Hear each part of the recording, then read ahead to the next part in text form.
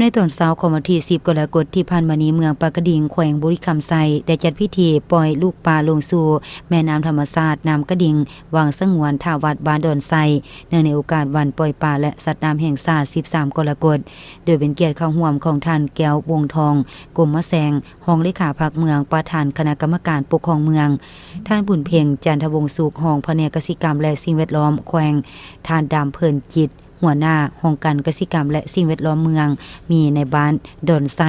หัวหน้าห้องการอ้อมข้างเมืองพร้อมด้วยแขกทึกเชิญและพ่อแม่ประชาชนภายในบ้านเข้าร่วมอย่างหลวงไหล